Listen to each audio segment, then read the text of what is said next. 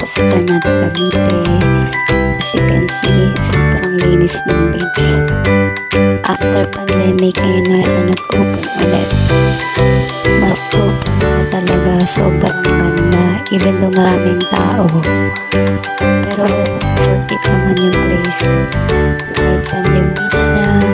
Sobrang linis. Kitang-kita na yung beach. Blue talaga siya. Tapos lapit lang niya. From Bacoor, Cavite kami. Then Ternate lang siya. Parang 1 hour lang. Nandun ka na agad. Grabe. O 30 minutes pag walang traffic.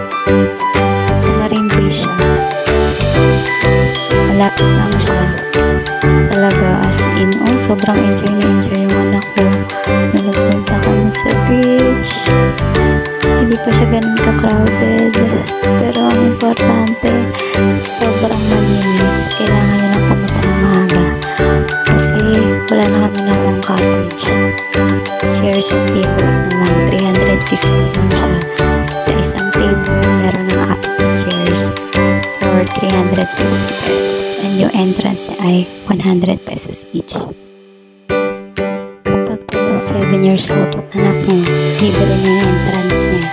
Maglalagin lang kayo dun sa may gate, dun na papasukan mo. Tapos dun na rin kayo magpabayad. Tapos may malapit na parking din. Pero kung masyado maraming tao, yung pagpapark mo dun na sa kabila. Pero malapit pa rin din naman. Pwede ka magdala ng tent na sarili. Meron din siyang lutuan. Tapos malapit siya sa Kibyang Tunnel. Makakita ka rin ng monkeys doon. So ma-enjoy talaga ng mga kids. Pumunta na kayo dito guys. I-search nyo lang sa Google Map Katangkulan Beach Resort. Mura na, affordable. Dala na lang kayo ng foods nyo. May iwan dito. Meron din kuryente. Ayun, mag-enjoy talaga kayo. Super. May overnight stay din. Hindi ko lang alam kung magkano yung payment pag overnight stay kasi day tour lang kami. Try nyo na guys, punta na kayo. Pwede walk in. As in.